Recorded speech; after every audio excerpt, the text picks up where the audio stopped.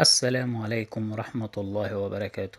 اللهم صل على سيدنا محمد وعلى آله وصحبه وسلم. صلاة ليس بعدها صلاة وسلام ليس بعده سلام. اللهم صل وبارك على سيدنا وحبيبنا محمد عليه أفضل الصلاة والسلام. أنا حبيت أحكي لكم عن رؤية حدثت فعلا معايا. وهي إن أنا في يوم كنت تمنيت أن أرى الله. أنا عارف إن هو شيء غريب، بس ده حدث معايا. أعتقد كان أيام الثانوية العامة للأمانة في الكلام يعني. ساعتها صليت الفروض كاملة في المسجد الحمد لله. وبعدها توكلت على الله، صليت صلاة قيام الليل، وصليت صلاة حاجة إن أنا اشتقت إلى الله وأردت أن أراه. فدعيت ربنا كتير، يعني صليت بعد صلاة قيام الليل والحمد لله. دعيت ربنا كتير ان انا يعني اتمنى رؤية الله.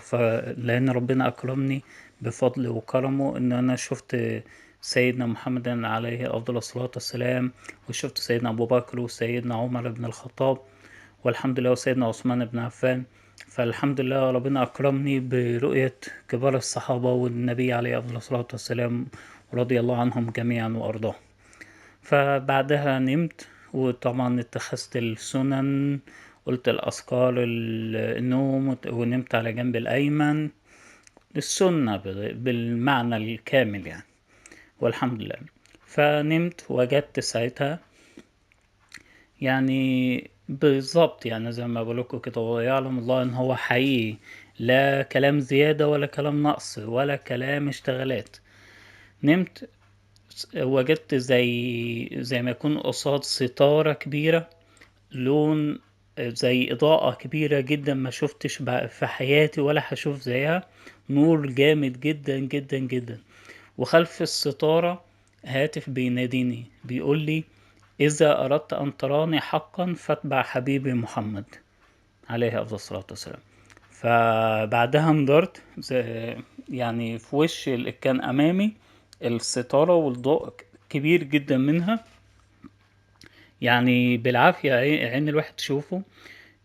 بعدها زي غرفة كده فيها الستارة، بعد جنبها في غرفة تانية فيها النبي عليه أفضل الصلاة والسلام في مقابل ليا في وجهي، والصحابة أمامه، زي ما يكون قاعد في خطبة بيحكي لهم درس ديني، والصحابة أمامه، الصحابة معتن ظهرهم، والنبي عليه أفضل الصلاة والسلام في وجهه. فوجدت النبي عليه أفضل الصلاة والسلام والصحابة. فده والله كل اللي حصل. وأسأل الله تعالى أن يهدينا ويهديكم للصراط المستقيم. والسلام عليكم ورحمة الله وبركاته.